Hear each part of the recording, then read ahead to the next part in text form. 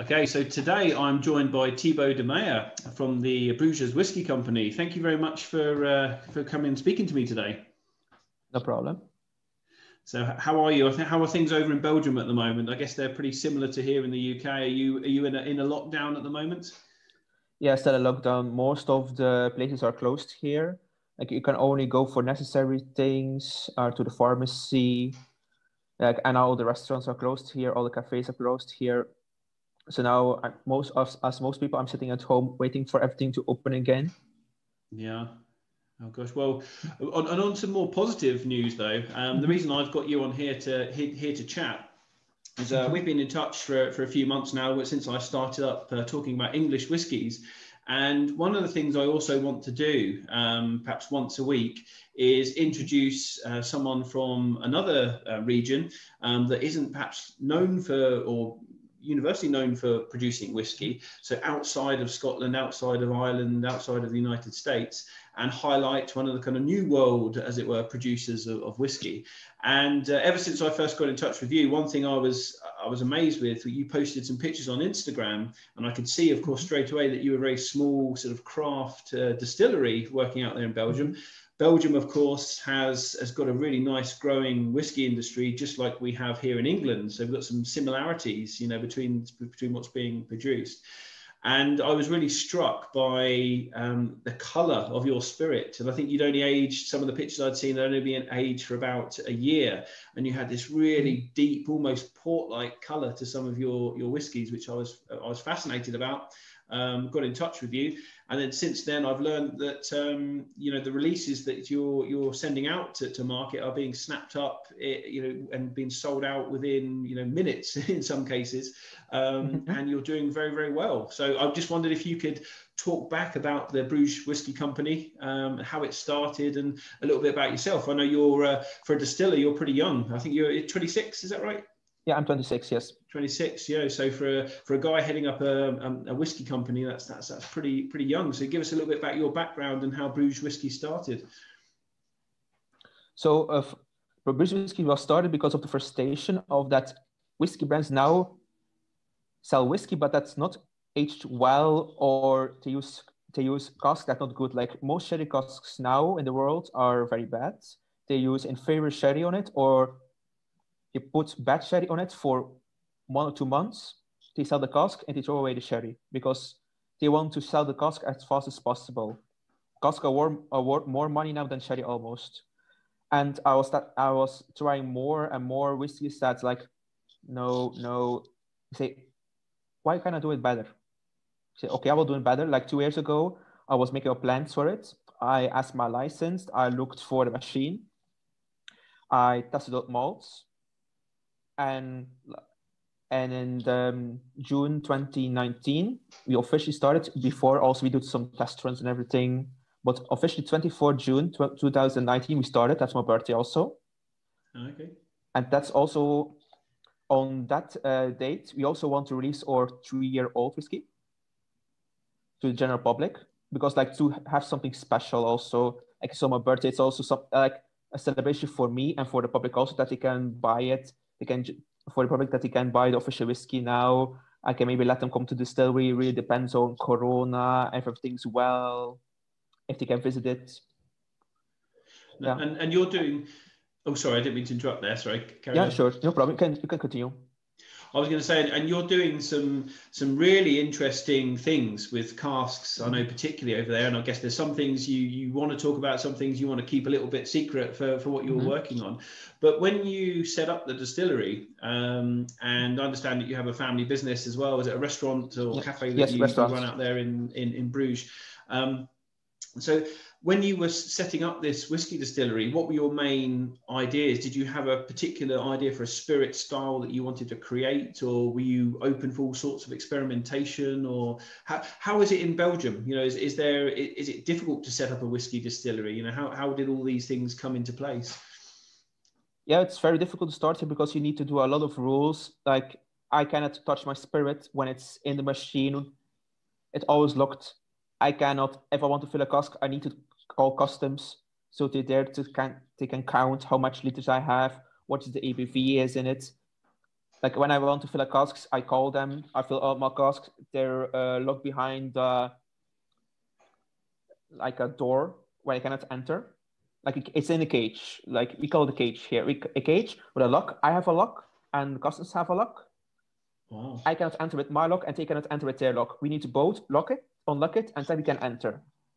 Wow, so it's really strict here. So my goodness. My goodness. So there's quite a lot of barriers and a lot of things to put people off just starting up I suppose in one sense that's very good because it shows that, I mean, of course, obviously it's about taxation and money, but it stops a lot of just wannabe kind of people starting up. You know, if you're going into it, you have to be serious and you have to be, you know, abiding by the rules. So I guess in one sense that's great, but it must be quite frustrating for you having to go through that process every time you want to fill a cask.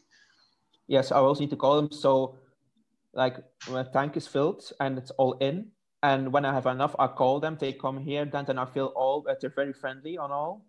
But you know, it's hard rules, but we need to do it because everyone else would start, like you said.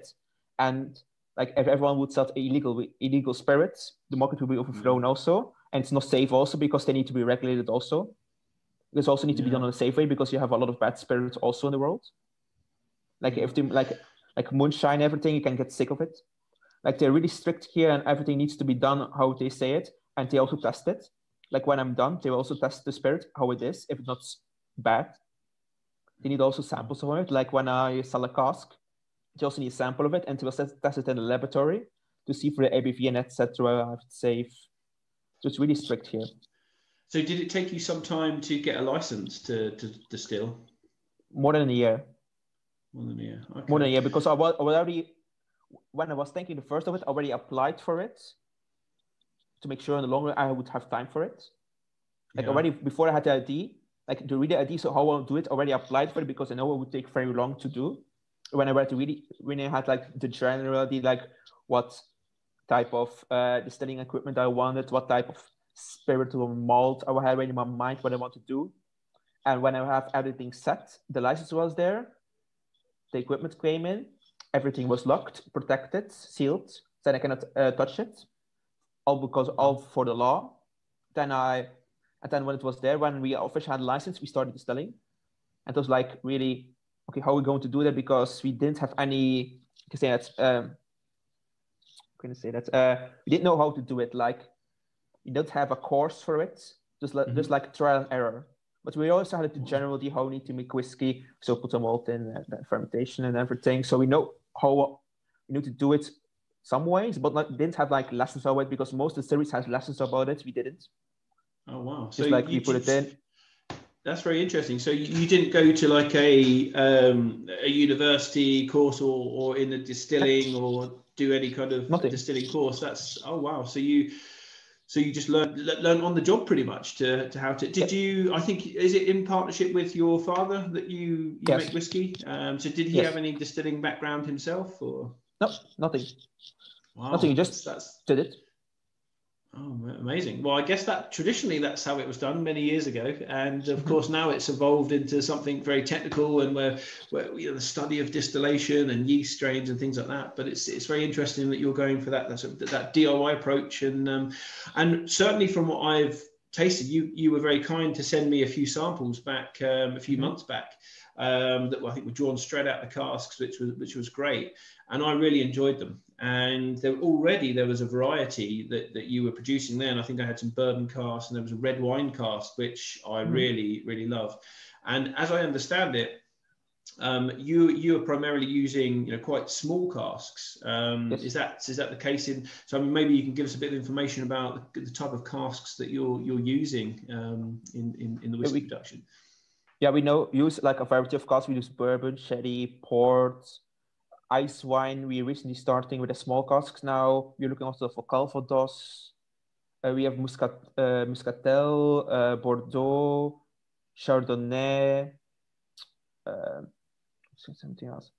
See, I'm going to see something because we have so much Madeira cask. We have also rum cask. We have also Merlot cask. We have also like we try to have everything. We are also looking for acacia casks now because that's like a year ago. It's official to use that. because that also have a different taste. And what are you what kind of size casks are you using? Are they pretty tiny in comparison to like larger distilleries? Yeah, for Rogia we use between 20 and 64. But on the market, 20 liters will not come out as much because 20-liter casks go more for testing out on a smaller case. Like, does it taste well? How's the flavors in that time and that time? How does it taste now? Like we most on 20-liter casks, we try out. How does it taste? What's the development? What did we do right? What did we do wrong? How does the spirit evolve on a small red wine casks? Okay, that's that. It tastes good after so much time, so we can like in the same we can produce like on a 50-liter casks in that amount of time. It will taste like that, something like that. It will taste more or less like that. Okay, now we do it on a bigger cask, and then after quite some time we see, okay, now it needs to taste like that almost. We taste it. Okay, it's the same almost. Okay, we're right. So now we know on that time we can do that on that type of cask if it's a first fill, because we always use first fills. So it's also a little bit of difference because some first fills are not the same as other first fills, but you have like the general same. If you are like in the same say that style, like Merlot has almost like a bit drier style. So most Merlot's first fills will taste some same, but they all have some difference because some Merlot is better than other Merlot also. And also they kept for longer, shorter, depends where they were kept, if it's hotter or it's colder. You also have the little bit drier taste. And what still size do you have? What kind of stills are you operating? Now we use one still of 150 liters, but we're looking to expand it also with maybe another 150 liters next to it. But we're still like drawing the plans and everything to produce more because we are now producing only 150 liters and that's not so much for us. We sell it quite well. Yeah, I mean that's a. Oh, sorry, I didn't mean to interrupt you. That's a very, very small still, isn't it? I mean, the only one I think I know in England that is, I think there's these guys, Ludlow. I think they've got a 200-liter still that they're using, which in English whiskey I think they're the smallest. So is your focus at the moment? Is it making really interesting, in some cases experimental, but largely small batch? Unique whiskies, because I guess with the capacity that you've got now, it's impossible to do anything too large. But are you hoping in the future, if these smaller craft batches are very successful, are you going to hope to upscale that into a larger distillery, or are you hoping do you want to keep it a very interesting small kind of creative craft distillery? Yeah, we always want to keep Rogia because that's our starter brand. That's the one thing we started with. It's also very interesting because it's smaller casks, so we can do more fun stuff with it. Yeah. We can do experiments with it. Like we have experiments A already. We put a spirit 4 times in spirit in a barrel for a certain amount of time, another barrel, and another barrel. Like we want to experiment with larger casks. That's more difficult because like 500-liter casks that transfer another 500-liter cask, and again and again and again. Like we want to do it at least 4 times for experiments, because we want to see like, okay, now we do bourbon. Okay, what's going to do with the Merlot? What's going to do with the rum and with the Madeira? And we see that for the rum, you only taste like the bananas, and the Madeira, like the last finish, it's the most strong. Like all the other finishes are you taste, but the last one gives the determination. Like the last one will taste the best. So now that we know that, we're going to the last one, we're going to be like a really powerful one, like ice wine. We also do want to do that, but still small, like 64 liters is the maximum for Rogia. Like now, in December, we're releasing Richa. That's a little bit larger. That's a 70 liters red wine barrel that we bought, and that we're going to bring out also. That's like more our introduction to bigger barrels, but not too big, like 200 liters will be the max. We already had, in the beginning, filled some casks of it, not too much, to see if it would work. And you see that it has flavor. That's really good. Naturally, because of the environment and everything, small casks are better because you have more wood contact. And also the smaller like casks are more quality. That's our opinion. Like larger casks can also have good quality, but you need to like find the good ones. And finding a good barrel is really hard. So when a barrel comes here, like I smell it. If there always need to be liquid inside because we bought first fills. I taste it, see if the liquid is good, and if the cask is good, because we already had casks that were broken down because of transportation. Yeah, and that's I'd always need to replace, like we sign a contract that's it needs to be good. Like we check it, we put spirit on it, we see like after a couple of days we check it. If it's leaking, we call the customs, they pick it out. We fill it, we fill it, we store it. We call the supplier, say it's broken down. Go pick it up, a new one in the barrel, and the time we put it on the same again. Very strict with that. And so your main release at the moment, you said, is the Rogia. Do you have I think you mentioned, did you have a picture of the Rogia release there? Yeah, I'll show it on our whiskey base. 1 second. It's going to do our first Rogia. So people can see that, and this is your kind of core, the Rogias. And there's an interesting story behind the name. What does the name's got a meaning to you, hasn't it, personally, and to where you're from? Oh, okay, I see, and looking at the colour on that, it's incredible, isn't it? So, how old is the spirit in that release? Is that aged for? That's for a year. 1 year. Wow. So the incredible colour that you can see on that on the slightly zoomed out bottle was pretty amazing. And that was one of the first things that I got my attention, and I was intrigued as to how you were getting that kind of colour so quickly, which is amazing. And so Rogia, what does that mean? That's got a meaning. It's rain in Bruges. Sorry, it's my connection. Yeah, it's Rogia. It means rain in Bruges, and because the rain was a river in Bruges, and like we were searching on like Bruges website and everything, and web pages and books for a name, because we wanted something that was similar to Bruges, but not like a common name like rain. That sounds well, and we wanted something with something of history also. And we were looking in books, and we found the name Rogia. It says that has an appeal to it. Sounds well. So maybe we're going to do something like that. Then we thought about like Rogia. We put a name on it on a label. Like it's quite well. Like more and more we told to people, what do you find of the name Rogia? They say, sounds well. But we wanted to visualize it, so we made the logo. Like I'll show the logo. Like above, like Bruges Whisky Company. Like a swan, because a swan is it's very common for Bruges, and then also the three most important buildings in Bruges, like skyline of Bruges. And I did that. Bruges is a place I've been to a couple of times and really enjoyed. It's a beautiful city, so it's nice that you've got that history and that kind of link to the past and things, elements of all, which makes sense because it's Bruges whiskey, which is great. Now and one thing that's been really amazing is you've become a very, a cult success, in not only in your home city, but across Belgium and further afield as well. So it seems that people, and I'm no exception, people that taste your whiskey think that there's something very special that's going on here, that this young guy is creating. And you're at the situation now where you announce releases and announce casks and things, and they're selling out. And I think, as I understand it, and you were chatting to me before, that you've already pre-sold a lot of future releases already. So there's a great demand for the whiskey that you're creating. Yeah, they sell out pretty well.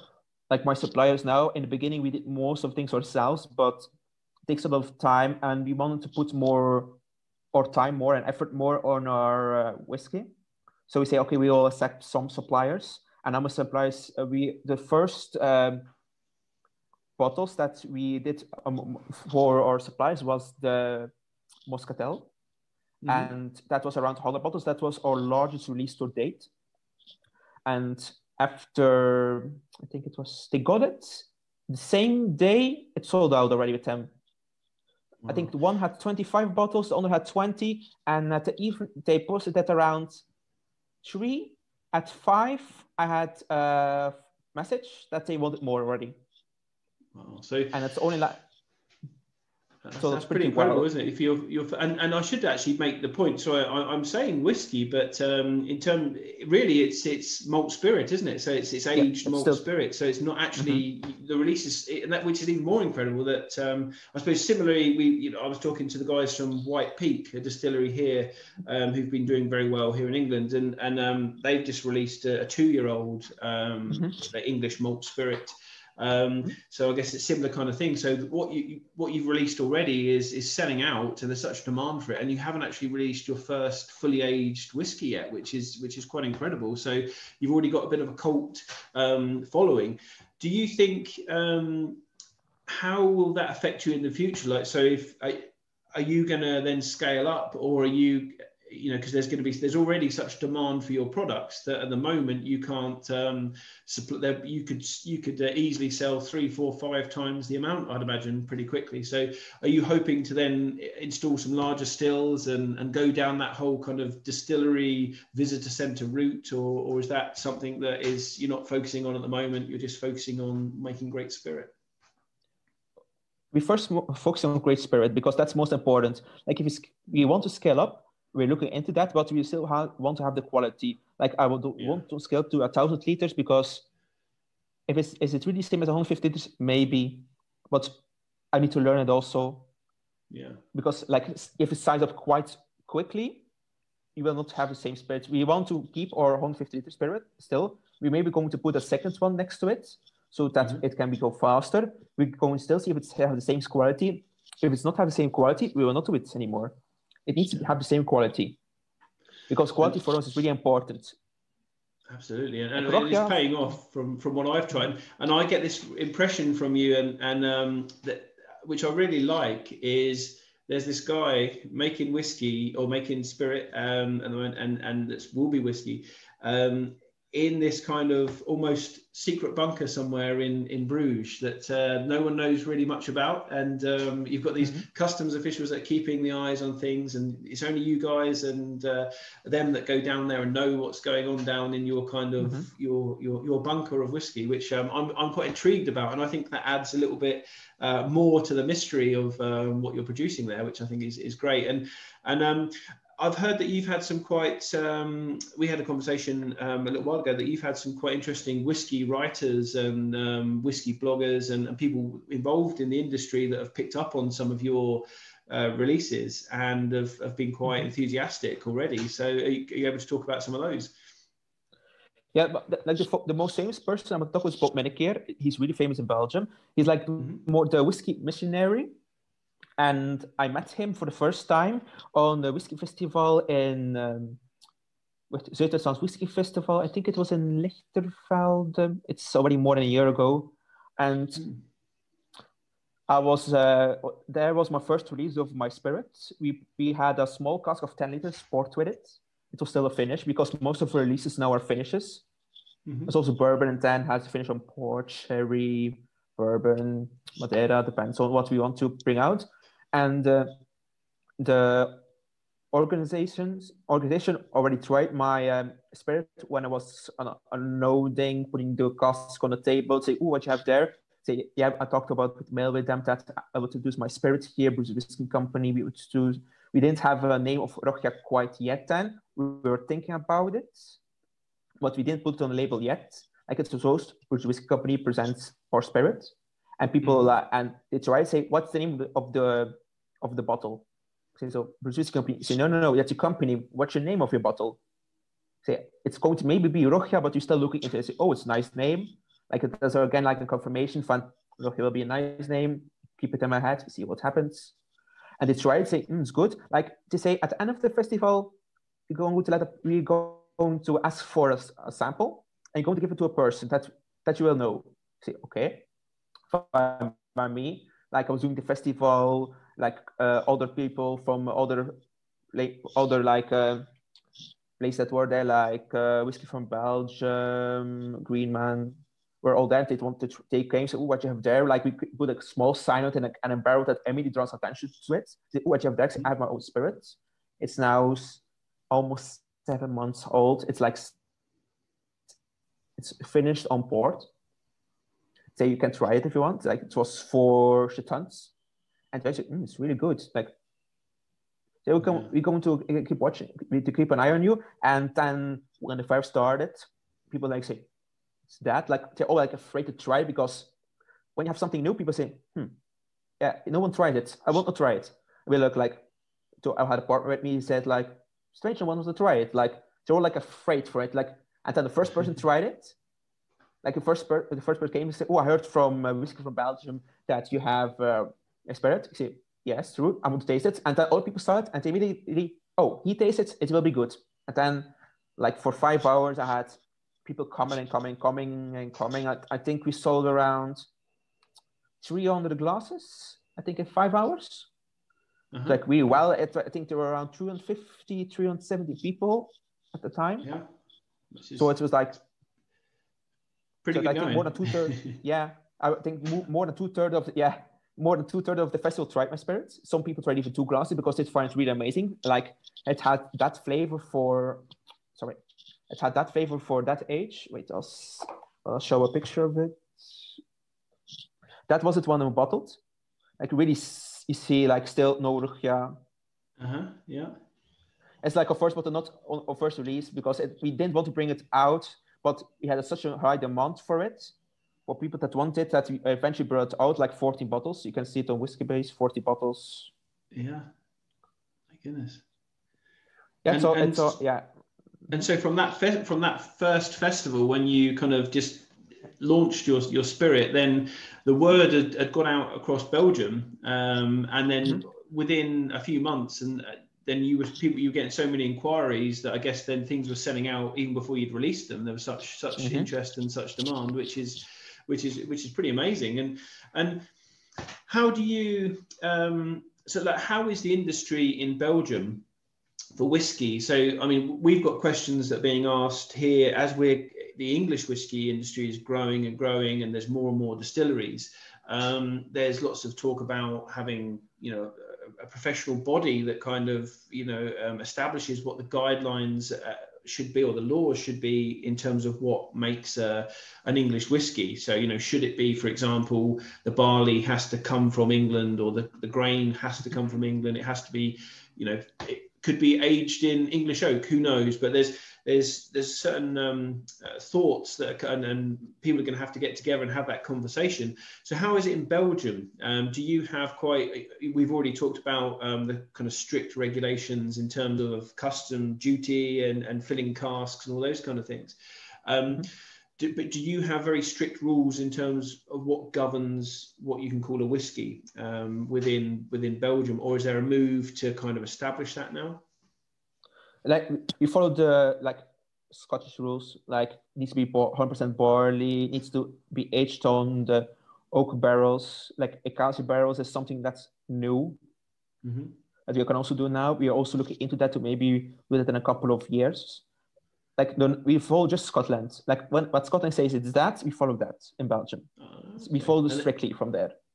Okay, and is that pretty much across the board, and most distilleries like that, or is there any freedom? But most people do prefer to follow that, because I think in England, largely we're following the European kind of standard as to what is whiskey. So it has to be aged in wood. No specification actually what the wood is. So in England, you could age something in chestnut, for example, and after 3 years, it can still be classed as whiskey. But of course, we have Brexit that's happened, and so the rules in England could be wide open, and that's what a lot of people are scared about. That too much experimentation can cause some problems. So I wonder if that's how that's going to be in the future as Belgium expands, the whiskey industry expands. But you say largely people are following the kind of Scottish model of what governs or what establishes a whiskey. Yeah, it's almost the same as European, but it needs to be in oak barrels. And what the whiskey business decides, I think a year or two ago, tequila casks are also allowed now, because before that was not allowed. And now we see that some distilleries also bring up tequila cask calvados also. We're also looking into that. Okay. We just follow the rules. When they say it's something allowed, we will look into that. We're not going to say 100% barley. We want to give the people what they know. We're not going to change the rules. even if the rules were not like that, we would still follow like the general Scottish rules, like oak barrels, maybe with an exception of cassia barrels, use the cask types that's can be used. Like whiskey is like, for us, whiskey is like defined by Scotland. We're always going to follow that rules because we find it important to keep the heritage. Okay. Because like tequila barrels was something I also thought like 3 years ago, so why not that? But then say no, it's not allowed because of the law. It's never used in the past, so we cannot use it or something like that. Was some rule about it, and now they say it can be allowed. So now okay, we can do it because we don't have any problems. Like if you go with a whiskey to another country, say oh no, we follow these rules. Then it's gone up, but whiskey like all the troubles, everything. It's also easy for people to know like this is whiskey. This is how it should be. 100% barley. The casks are used like that. That you know, okay, it's traditional. It's still whiskey. Like it's not like because like if they're going to change everything, like that country going to that rule, that country that rule. I think people say, what's whiskey again? Oh no, so I tasted that was whiskey, and then I taste that's not whiskey. Say no, we are whiskey. That's not whiskey still. Like it's still like a protective name, like because they need to know like it needs to be a strict rules in our opinion, and we are always going to follow the rules how it should be. Right. Like 1% barley type casks. And one other thing, you've got some other sort of drinks in your range, and one I really enjoyed, which was like now I don't want to say it's the same as, but it's a similar to a kind of Bailey's type drink, you know, a creamy liqueur, which I thought was really, really good. That you sent me a nice little sample of that. And how's that? Are you still going to continue producing that as well? Because I think that was also a really nice release that you made. Yeah, we're still doing that, but less now because we put more of a time in our whiskey to produce spirits, produce whiskey in the end. We still do it, but less. We have more demand for our spirits than that. Also, it's most I think that people drink most when it's cold. Like November, December, January, February on Christmas markets. With no Christmas markets now, people are shopping like more champagne now because champagne prices are crashing. It's less than Montfort. It's still the Montfort, but less. Like when it's around Christmas, we will say we have bottles promotion and something like that, and that will sell quite well. People try it, enjoy it, but now with your lockdown and Corona, you can go less to a supermarket like here, try this. No, it's all the regulations and distance and everything, and supermarkets say no, we just don't do it. All the regulation, all the stuff, we don't give like we put it on a small plastic cup and people can try it and say it's good. Like when a person tries it, they buy it, but you cannot do that now, so it sells a bit less than expected. So like at supermarkets it sells well, but they say also like if you can they also taste it and say it's really good. If people can try it, they will buy it. Yeah, but again, I really liked it. So maybe I hope as you know, hopefully next year when things start to get back to normal, fingers crossed, that maybe it could be a Christmas release every year. Do the whiskey cream every Christmas, because I really enjoyed it. I thought it was a really nice. I don't usually go for those kind of things, but and you'd sent it over to me and I tried it and I was like, oh, I wish there was some more of this. This is really nice. I thoroughly enjoyed it. So what's the kind of immediate future? I know it's very uncertain at the moment for a lot of people, but what's the immediate future for Bruges Whisky? What are you working on at the moment, and what kind of releases will we see coming from you in the near future? Now we're looking also to maybe produce a beer. We're first going to let it do to another brewery to see how everything goes, to see what they do, and then fill a cask with it, because we want to do barrel aged also. What my plan is now to see how it would sell. Like first contact the brewery, let them make a Russian Imperial Stout, put our spirits in the beer also to have like whiskey infused. Put that on a barrel of wine also.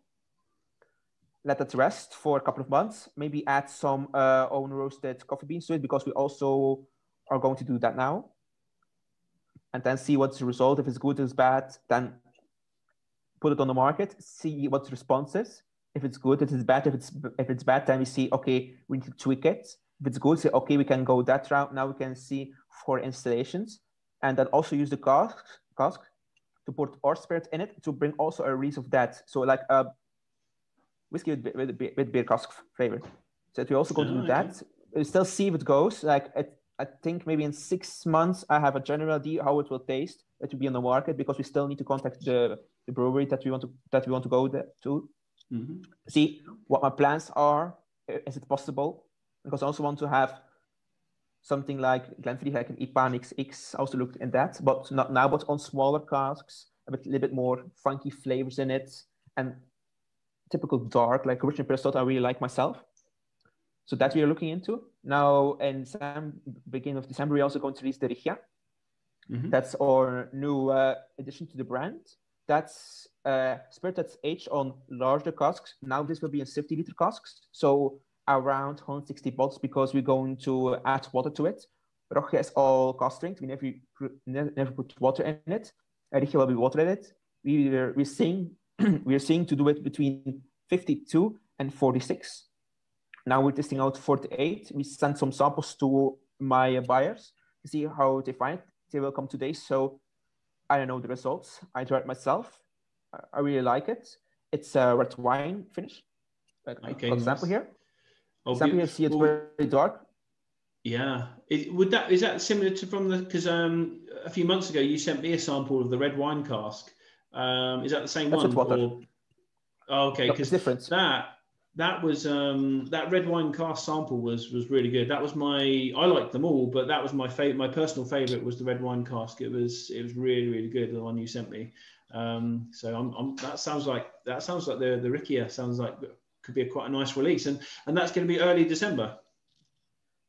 Yeah, actually I put it in a glass now. It's easier to see. See, it's already dark. Okay, yeah, look at that. Yeah, very dark. That's with water. That's with water in it. And that's with water as well. That's water added. Is that a year old, that one? That aged for a year? Or that's will be on our halfway release. It will be 1 year and I think 6 months. 6 months. It's a halfway release. Now we're halfway to make whiskey. This is not from 24 June. This was in front of it, or more like we were finalizing our results for our malts, like how does it taste, and this was one of the third batches that we did. Say, okay, this tastes like this. We're going to do 2 more times to see if we can produce the consistency taste of how we want it. Yeah. And that's all how it was. So we started producing officially on 24th June, but this was in front of it, like a more test batch. And it tastes like Rogia, but just like with water added on a larger cask. It's now 70-liter cask, so we expect 160 because we need to add water to it. It's already evaporated a little bit, but not too much we see now, so it will be a good release. It's it's already darker. It's with water, with no water, it was darker. But we had questions of our public to release spirit whiskey in the future, but spirit now with a lower ABV, because Rogia is like really strong. If you taste it, it's like, wow. Because some people say, okay, I'll taste it. So, no, you did first in your mouth, play it in your mouth, then, okay. Some people say, okay, I'll just drink whiskey like that, and say, oh, it's strong. Say, no, you say, no, you drink it all wrong. You need to let it be in your mouth, adapt to it, because our spirits now are above 60. Our lowest is 36, and our highest is 67. Okay, wow. And now with Rogia, we're going to be a little bit lower, also to more have the general public to taste our spirits, because the normal person that goes to the whiskey shop says, ooh, 60, too strong. I'll go to 46, to 48, 50 max. I also want to have that people, because those people don't buy my spirits.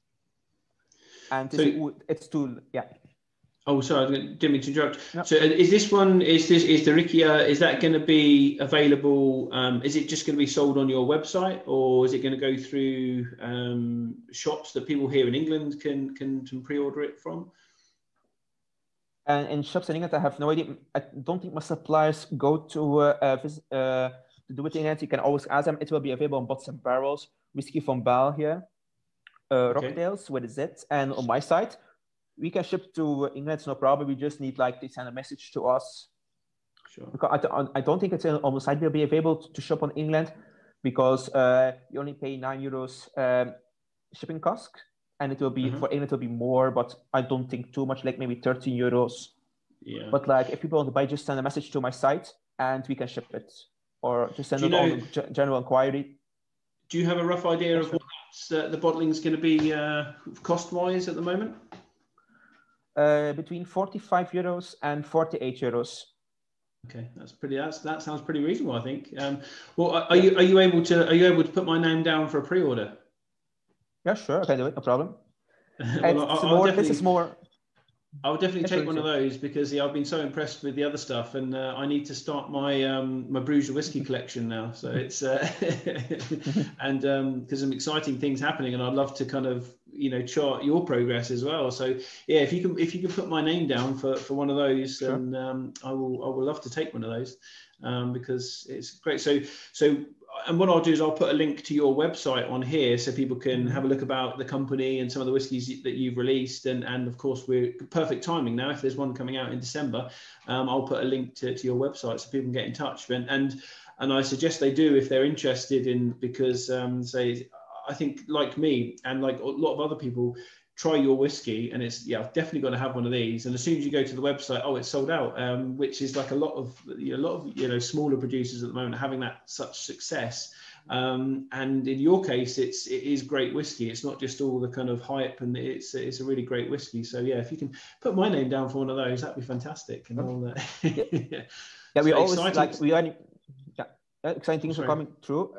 How we say, like when we will release it, we also put it on the website on front, like on the website we will put it like on our Facebook, on our Instagram. We'll put it like in 2 days we'll be releasing Rogia. It will be online around that hour, so people can like be online for it. Like I don't say I'll release it now so people don't have a chance of it, that people can buy it. Like I release it at 2 p.m. Central Eastern time, then it will be on the site. People can then buy it. Like I won't say, oh, it's on the site now. I will not say anything like it's on the site. It will be sold out. Like say, it's sold out. No, I will announce it when it comes on the site so people have the chance to buy it. Like my suppliers will also have bottles. So if you don't have a chance on it, I will also put like on my Facebook and Instagram, I will say this site, and this site bought my bottles. You can buy from them also, so to have a chance to have it also, because it's still small. So 160 bottles is not much. No. We're still not quite well known in like abroad. So I think 1-2 days. I think for myself, and my site was sell out in day because it's a bigger release. So we give more time. Like I think my suppliers will have it for a day or two because it's Christmas. Ooh. Christmas it's like I said, like festival season. People want to buy something for their friends, for the family, and it's not priced expensively, like 48 euros. Yeah, gives better than. Well, I would say we have to get you over here next year, perhaps for a whiskey festival. One of the smaller events, or I don't know how it's going to happen next year. But if I'm involved in any of those kind of events, we'll have to get you over and bring some of the Bruges whiskey over here to start. You can always invite me. Here. Absolutely, yeah, be great. It's great. Yeah, I'm sure normally you would have been over here this year. I was just saying, I'm sure you would have been over here this year if it had been a normal year. Hopefully we don't know that yet, because normally we were going to do the biggest festival in Holland, International Whisky Festival. It was in Den Haag, I think. It's also in Ghent, in Belgium, but it's also in Den Haag. In November we're going to stand there with our Dutch importer. That's cancelled a couple of months ago. So it's a pity, because we were thinking about if we stand there, we would have contacts of England, Scotland, Germany, France to go to there also. Absolutely. But it didn't happen. So now we import only to Holland. Like in Belgium, we do ourselves. But we're also looking for maybe an English supplier, Scottish supplier, really doesn't matter. We're also going to go more abroad, like Germany maybe also, but we still think about it because Germany is also a large whiskey market, and I also want to supply my first importer. So maybe get one extra, like England. I would really like that, because I also want to have the opinion of that people, like, do they like it? how they feel about it. Is it like, is a market for my spirit and future whiskey there, or is it not there a cup of tea? See how it's reacting there, because you never know. Like, it's still Belgium. It's not. It's different from Scottish whiskey. It's like it's made with Belgian barley, something different also, because like, and every other place uses different barley, like Scottish barley, Irish barley. So from different farms, we buy it from malting company here. Yeah. And that's also different because it's not a big one. So that's also good. So that it's not the mass-produced one, so it's still keeping the quality high. And then the first time I had it and tried it, I was really amazed by the flavor of it. But also the machine is also really important because of the copper and everything. Like, each machine gives a different taste. So that's why if we're going to upscale also, we're going to look, does it give the same taste? If not, then we need to look how to fix that problem. If it doesn't, if it keeps tasting different, but not like how we want it, that's say, okay, we're going to keep small then, because quality for us is really important. Like, Rogia is our high quality brand, like more premium, and Rogia will be like price quality always around 50, below 50, depends really on the release. Like, if it's a sherry, it will be around 55, 60. If it's a bourbon, it will be around 40. Depends on what type you use. If you use an ice wine cask, that we think about doing also, but that's more for Rogia then. That will be higher. Which is a great. That's a great price point as well, isn't it? It's nice that you're pricing your whiskies, although there's not much of it, you know, at the moment, that you're pricing them at a reasonable rate that the average whiskey drinker can buy them, because, you know, not many people can afford to buy £300-400 bottles of whiskey all the time, or euro, you know, bottles of whiskey all the time. So to have them at a nice price point like that, and then perhaps a little bit more for some of the special stuff, you know, the single cask releases and things is really good, you know. So and what I've tasted so far has been fantastic. So I definitely think it's something that, you know, already you've got a bit of a cult following and things are selling out so quickly that in fact, that's probably going to be one of your problems, I guess, is that once more and more people taste your whiskey, there's going to be more and more demand for it, and then you're going to have to sort of keep up with the supply somehow. So it's pretty, I think, pretty exciting times for you, and I definitely recommend people go and try it, because what I've tasted has been excellent so far. So I really thank you for coming and speaking to me today about Bruges whiskey, and I think it's one that we're gonna hear about in the future a lot more as more and more people pick up on it. And I just wish you all the best with it, and hopefully maybe we can keep in touch, and around the time of your release, because I hope to highlight one kind of whiskey outside of Scotland or England, Ireland, you know, the big whiskey producing nations, and focus in on some of the smaller, you know, like Belgium, or, you know, there's Israeli distilleries now. There's all sorts of, you know, Taiwanese and Tasmanian and Indian and all these kind of whiskey regions that are getting more and more attention. So perhaps we can check back in December in a few weeks' time and see how the release has gone, and I'll be able to try it when I get my bottle through. So that'll be fantastic. So Thibaut, thank you very much for joining me today, and I'll check back with you very soon. Okay.